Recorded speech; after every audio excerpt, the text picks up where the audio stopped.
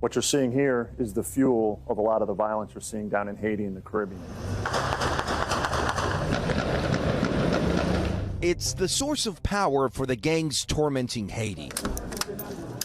An arms race to create an arsenal that ensures control. We have 338 sniper rifles, 308s as well, very high caliber weapon used by a lot of militaries. Also a 308 belt fed machine gun. It's older, but it's very functional and obviously a very potent weapon in the wrong hands. What looks like a high caliber gun show is instead evidence seized by Homeland Security investigations in Miami. All of these intended to be shipped to Haiti. This is one of the most unique port of entries in the United States. Special Agent in Charge Anthony Salisbury taking NBC News on an exclusive in-depth look at the colossal task to stop the gun smuggling. Is this a daily occurrence that you guys are finding weapons? It's a very regular occurrence. It sometimes daily, ebb and flow with it, but yeah, it wouldn't be uncommon to get daily weapon seizures coming out of Miami. This is one of the weapons seized by U.S. authorities. It's a 50 cal Barrett anti-material rifle. This can shoot through walls, cinder block, and vehicles. If purchased legally in the U.S., it'll cost about $12,000. But once smuggled into Haiti, gang members will pay anywhere from $30,000 to $40,000 for it. It's estimated a large portion of those weapons are smuggled on freighter ships that depart from a 5-mile strip of the Miami River that also serves as a port of entry and exit to Haiti and the Caribbean. It's the last shipping mechanism like this in the United States. It's known as break bulk cargo, meaning it's not containerized, very informal shipping mechanism that's utilized to ship goods down to Haiti, typically secondhand goods, and makes it very difficult for us to do our job in order to determine if any illicit weapons, money are transiting down to Haiti. A report released last March by the United Nations Office on Drugs and Crime finding the principal source of firearms and munition in Haiti is in the U.S. and in particular Florida.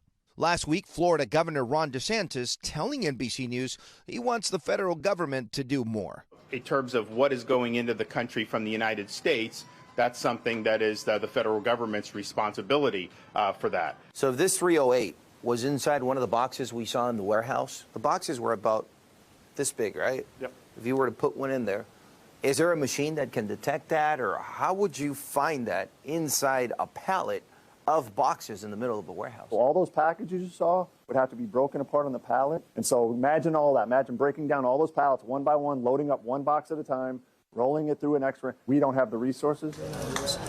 With substantial purchasing power, Salisbury says the gangs have been hard to defeat and that a lot more work still needs to be done. What I can tell you is we have dozens and dozens of open weapons trafficking investigations for the Caribbean alone. We'd have to stop doing all of our priorities, which includes human trafficking, narcotics trafficking, child exploitation. So again, that's why HSI, we focus on trying to identify the networks that are actually moving these weapons. Guad Venegas joins us now from Miami. Guad, first of all, this is an amazing, eye-opening report, and you really gave people a unique, in-depth look at how these illegal weapons are smuggled in from the port of Miami, something not a lot of people get to see up close. But as you know, that is not the only way these guns are getting into Haiti. So what did the agents you spoke to have to say about some of the other methods smugglers seem to be using here?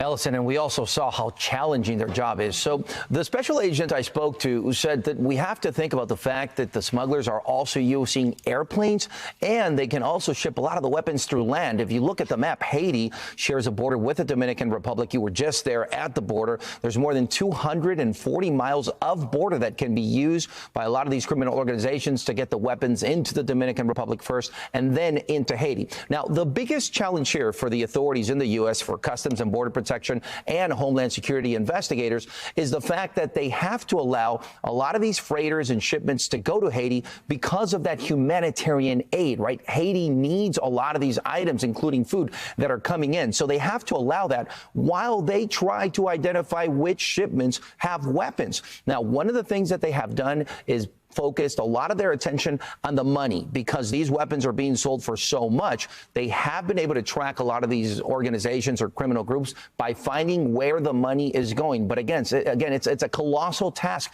to be able to stop these weapons with all of that flow of humanitarian aid that needs to be going to Haiti. Ellison.